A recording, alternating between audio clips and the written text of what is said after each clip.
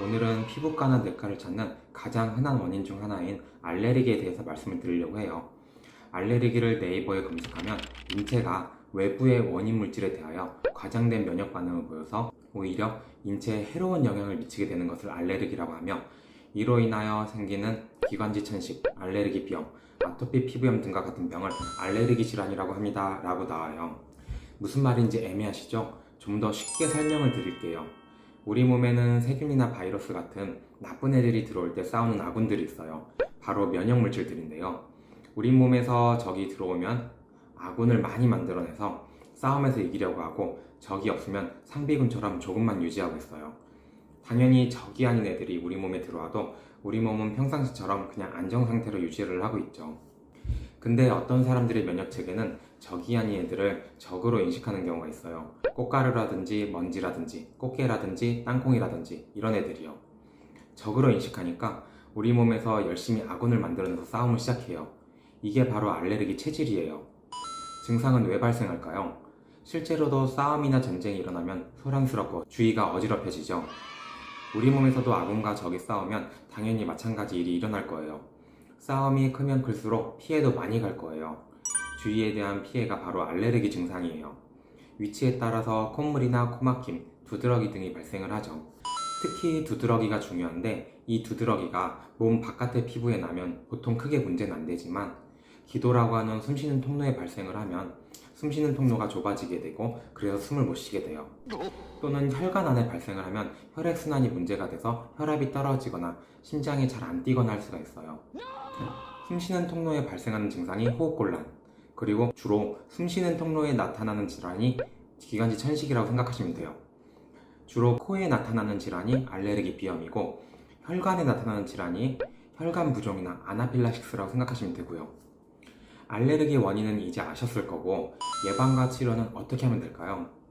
우리 몸의 아군이 적으로 착각하고 싸워서 생기는 증상이니까, 첫 번째로 착각을 없애주어서 적이 아니라고 알려주거나, 두 번째로 적의 숫자를 줄여주거나, 세 번째로 아군의 숫자를 줄여주는 방법, 이 세 가지 중에 하나를 하게 돼요. 첫 번째 방법은 면역치료라고 피할 수 없는 알레르기, 예를 들어서 벌독 같은 알레르기가 있는 분들께 가끔 쓰게 돼요.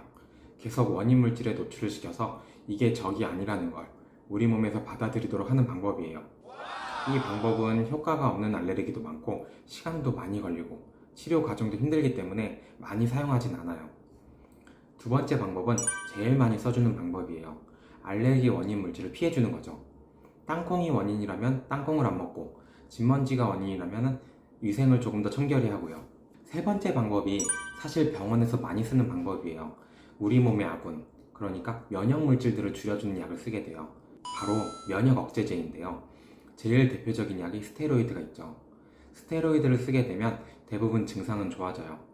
하지만 단점은 약효가 끝나면 다시 재발할 수 있다는 거, 그리고 스테로이드 약 자체가 오래 쓰면 부작용이 많다는 것이 단점이에요.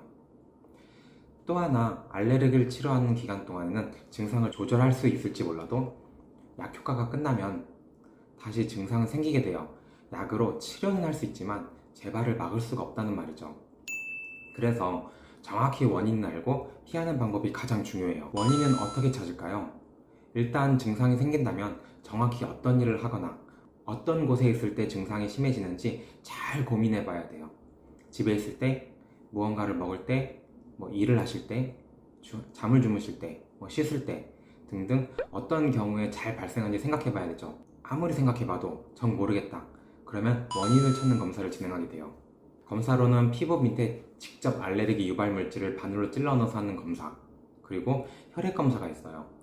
피부 밑에 직접 주사해서 하는 검사는 정확하고 가격이 저렴하다는 게 장점이지만, 단점은 대충 유발하는 원인을 알아야 시약을 준비해서 검사할 수 있다는 것과 시술하는 의사의 주관이 조금 들어갈 수 있기 때문에 이에 따라서 검사 결과가 잘못 나올 수 있다는 것이 단점이에요. 또 알레르기 유발 물질을 직접 주사해서 알레르기를 유발하는 검사이기 때문에 시술 부위에 가려움증이나 따가움 이런 것들이 생길 수 있고, 심한 경우에 혈관 부종이나 쇼크가 생길 수도 있다는 것이 단점이에요. 그리고 약물 복용력에 따라서 위험성이 나올 수도 있어요. 혈액 검사는 피부 단자 검사보다는 조금 더 정확도가 떨어지지만 많은 가지수를 검사할 수 있다는 장점이 있고, 또 피만으로 바로 검사가 돼서 검사가 간단하다는 것이 큰 장점이에요. 간단하고 원인을 많이 짚어낼 수 있기 때문에 요새는 혈액 검사로 많이 하는 추세예요. 이렇게 원인을 찾으면 원인을 피해서 알레르기 재발을 막아내는 게 알레르기 질환의 최종적인 치료 목표가 돼요. 알레르기 질환에 대해서 오늘은 설명을 드렸는데 도움이 되셨나요? 다음에도 더 좋은 주제를 갖고 찾아뵙겠습니다. 감사합니다.